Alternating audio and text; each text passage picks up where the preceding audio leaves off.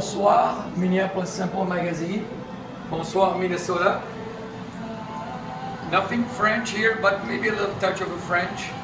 A classic, awesome seafood tagine. It's cold tonight, it's 45 degrees. I don't know by the time this gets published, if it's gonna be cold. You never know, Minnesota, the likelihood it might still be cold. But the great thing about the seafood tagine, it's awesome in the summer as well.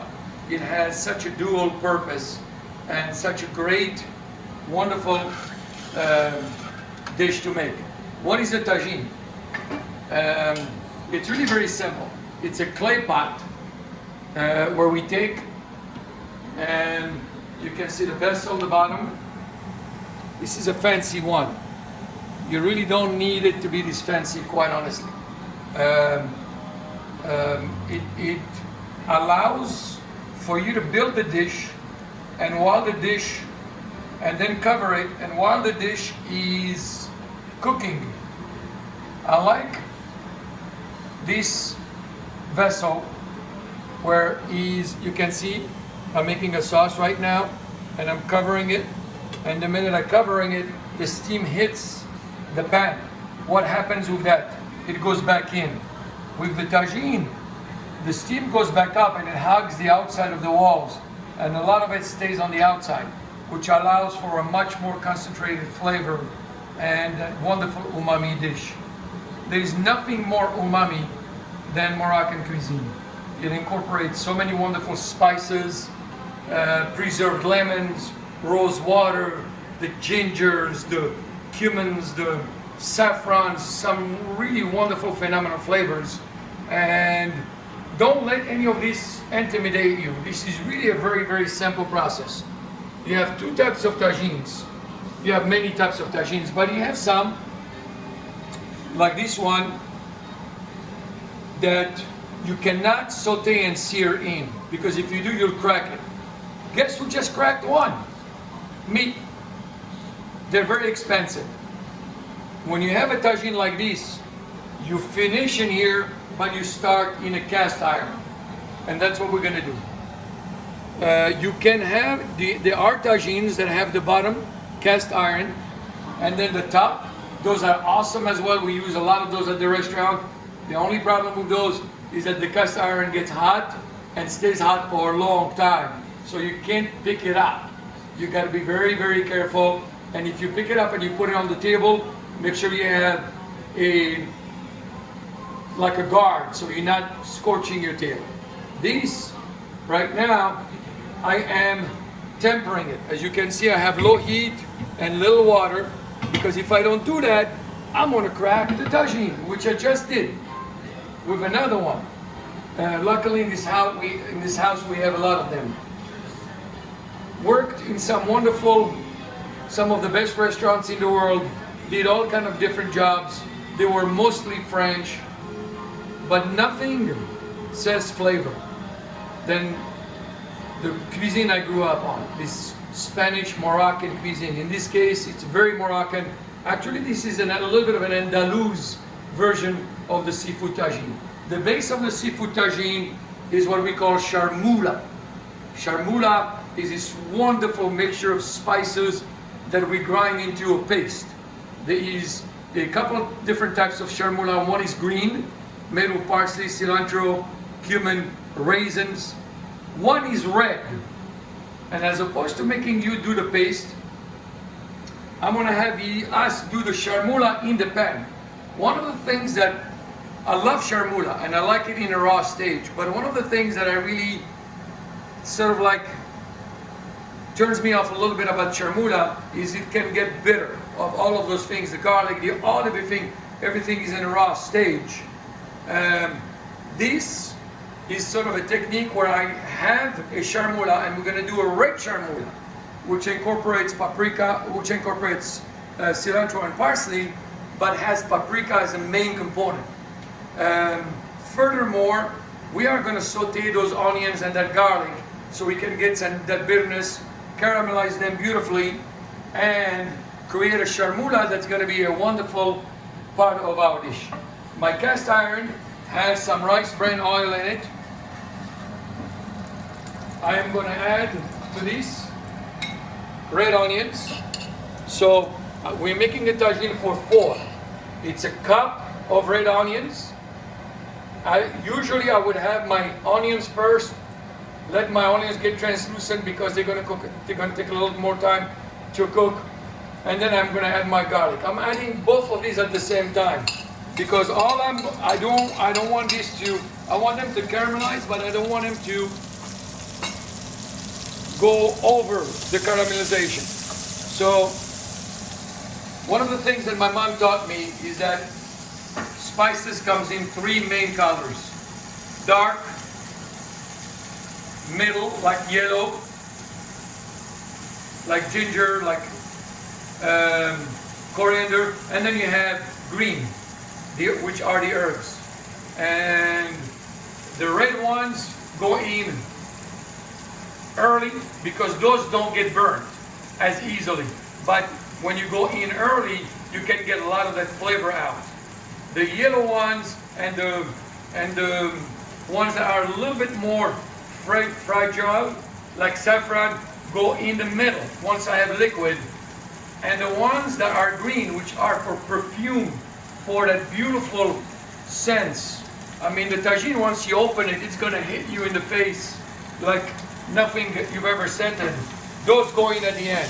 And you'll see right here, my onions are cut very thin. My garlic is starting to caramelize. I'm going to go just a little bit more. And I'm going to start with my initial spices. So I have a cup of red onions. I have half a cup of raw garlic that's rough. I don't want diced. I don't want it.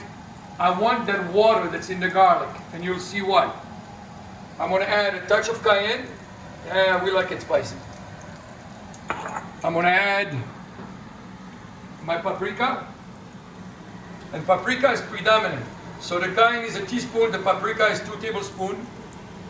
And I like to use, in this case, the sweet Spanish paprika. And when you look at spices, you want to get spices that are not radiated. So they are clean, they're safe. Look at that. Look what. This is the beginning of my red charmoula. Right here, and in this process, I am going to do my lemon. I'm going to squeeze my lemon juice. I'm deglazing. I'm going to skew. So it takes around 2 whole lemons.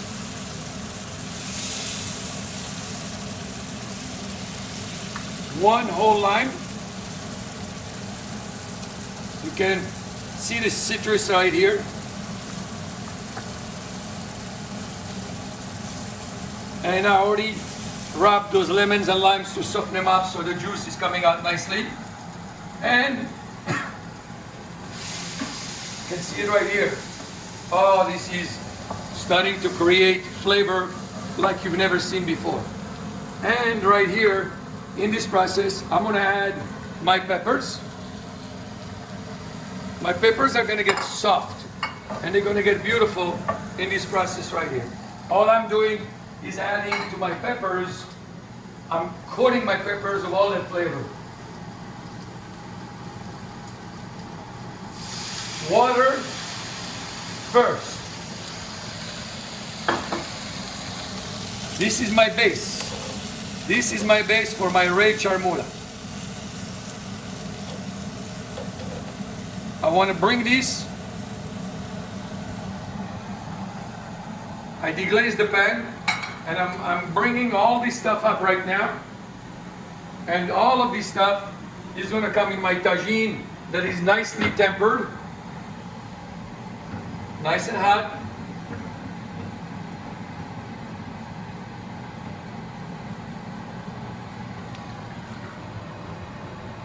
This is going to create my beautiful foundation. So now that I have my tagine nicely and beautifully tempered, and again, if you're doing this in a cast iron bottom, you don't have to do that. You can do the whole thing in there. This is my base for my sharmula.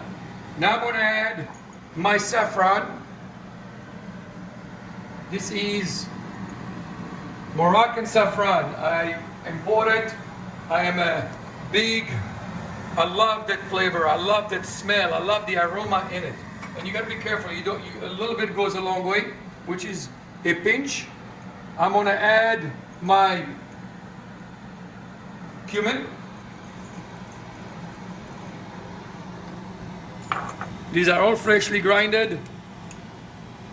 My coriander. 2 tablespoons of coriander. 1 teaspoon of ginger. 2 tablespoons of cumin. And I'm gonna, so these normally, when you make a red sharmula or a green sharmula, all of these are going to a blender with olive oil, and they get blended, and you have this beautiful paste. It's awesome, you know. For this particular application, I want to do it, I want to cook it off, and I want to be able, otherwise it gets way overpowering for the seafood that we're going to have in there. I have no salt in here. I'm going to add a little pepper, and I do not need salt. All of these spices, all the citrus from the lemon, all of that stuff is giving me all the salt I need. And of course, olives. I have Kalamata, I have Niçoise, I have Provençal. Do not cut corners on olives. The ease, do not cut corners on cheese, do not cut corners on anything. Quality you don't need a lot of. You need a little bit of, and it goes a long way. Now I'm gonna add my wonderful olives, and I'm slowly building my tagine.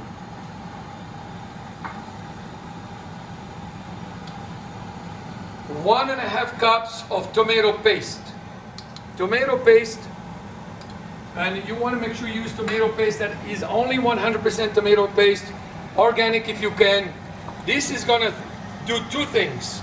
It's gonna balance out and get me that umami. It's gonna get that fruitiness that I want in the dish. It's going to balance it out, the acidity that I have with the lemon that I put in there. And I'm going to put some beautiful preserved lemon. It takes approximately 18 months to make a kick-ass preserved lemon. You can speed the process out, and we're going to do a cooking class on how to make preserved lemons. We have some lemons out there that we're going to be preserving. There's 2 types of techniques of making preserved lemons, but you can buy wonderful preserved lemons. Typically, preserved lemons are made with Bussira lemons, which is this Moroccan lemons, which the skin is very thin, so they cure quickly and beautifully. Or Meyer lemon, if you can find the Moroccan ones, which really you can't. And what I'm doing, and then those are gonna go into my tagine. My 2, I want to get a little bit of the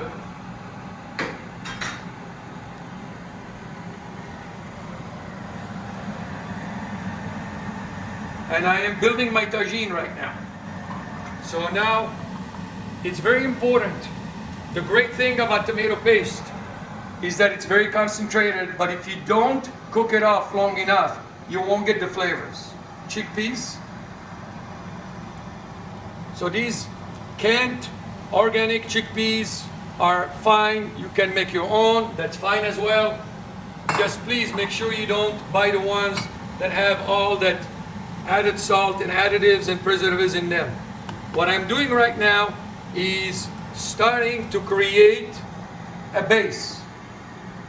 This is the beautiful Mediterranean Ocean, and I'm gonna get my temperature go up a little bit. My tagine is tempered. This is the beautiful Mediterranean Ocean that my fish is going to swim in. Beautiful jalapeno. This normally should take you around 15 minutes. So we're gonna cover it. We're going to let it reduce for 15 minutes, and then we're gonna build our seafood for our tagine. I'll be right back. A little Bourgogne. My recommendation is that you get the wine first, drink the wine first, and then start the cooking. I'm a little bit behind out here. Do not take my advice on starting with the tagine. Start with the wine. And if you want your video people, if you're gonna do a video, you know, you gotta make sure they are taken care of before you take care of your tagine. There's one upstairs. She's chilling and we'll ring her bell so she can come in for dinner. There's one right here. Mademoiselle. This one will probably disappear. You won't see it disappearing. Salute, Minnesota. So, a good 15 minutes. And we let it reduce, and you can see it's starting to develop those wonderful, wonderful flavors. And the acidity of the tomato paste is starting to go. And I'm going to start with some Prince Edward mussels on the sides right here. I'm not immersing anything. Everything is at the surface of the dish.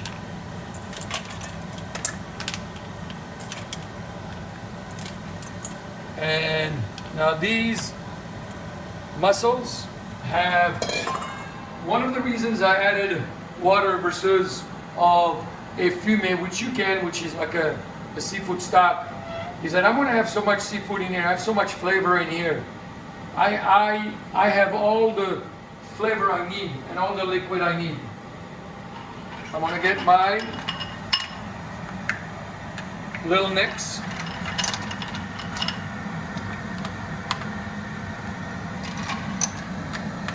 And the great thing about the tagine, it's going to open this up beautifully.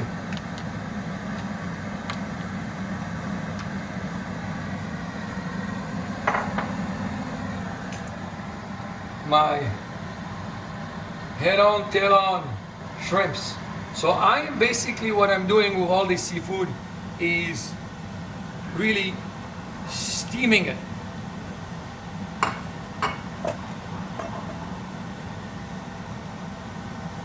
Bring the salmon in there. It is hot, but I can handle it. Years of getting burnt, you don't know when you're getting burnt anymore. And I do this. I have a little cod right there. Some beautiful salmon. Nothing farmed, all wild caught. Unless you know the source, the farming source. It's really very important. And I'm just, now if I was making, if this was going to cook for a long time, I would have probably probably floured my fish, sauteed it and put it back in, just like when I make a chopino. But this is going to be a very quick process, and by that I mean it's a 15-20 minute of steaming, and everything is going to get beautifully steamed.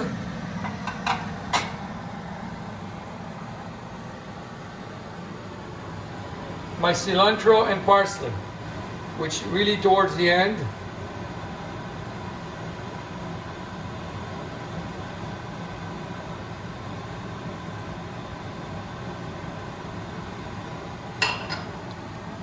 Extra virgin olive oil.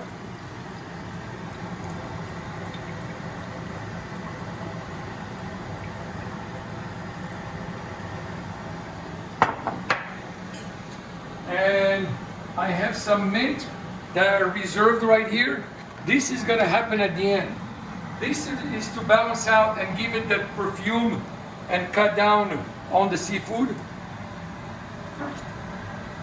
All that lemon that I squeezed, I put it back in a little bit. A lot of you are probably going to go, God, where is that fish going to get the flavor? The aroma that's in the bottom out there, and the way it's going to feed this tagine is going to blow your mind. Going to get their mustache back inside. I'm gonna cover them, and we're gonna go for another 10-12 minutes. Do not, at this point, do not uncover the tagine. Trust the process. The trick here is that you have enough liquid on the bottom so you're not burning anything, and that you're going at a middle heat, and you can see that I'm not. So this is my, right here, my high heat. I don't want to go there. I want to go right about here. I'll see you in 10 minutes because this family is pretty hungry. Okay, let's see. We're gonna open this baby up. Make sure everything is properly flavored and this is a tagine whereby all the big flavors underneath are taking care of everything that's on top. So none of our seafood has a chance to overcook, but gets maximum flavor. I love the magic of a tagine. So we have a little bowl, simple garnish, nothing fancy, drizzle of olive oil, and then we splatter it with cilantro and parsley. And you can see my mussels are beautifully open. Look at that. Look at that flavors. And I'm gonna go right here. I'm gonna get one of these babies right here, another one right about here. I'm gonna get, look at this beautiful piece of salmon, completely intact. Little cod, even the cod, which is a more delicate fish, doesn't disintegrate on me or fall apart on me. And now I'm gonna go my chickpeas in here, more mussels. I know my girls love their mussels and their clams. So the quarantine dad obliges. A little beautiful preserved lemon. A little bit more right here. And of course there is more if they want more. And I'm gonna let this juice. Now you can, from preference, you can make it less juicy, you can reduce it more, it's up to you. We have some sourdough in the oven that we want to dip in. So this is how we like it. So a quick recap for tagine to make sure that we are all on the same page. It's about flavor, it's about simplicity, it's about trusting the process. One of the things that we try and do in a tagine is try to open it up. The less you open it, the better off, because all those flavors really concentrate. Tagine is, its cousin is bouillabaisse, its other cousin is cioppino, gumbo. Everybody does their own thing. The way of making it in this beautiful clay pot and letting all those wonderful hydration sticks to the side while the flavors stay on down, that's what really makes dishes special. Great cooking for you.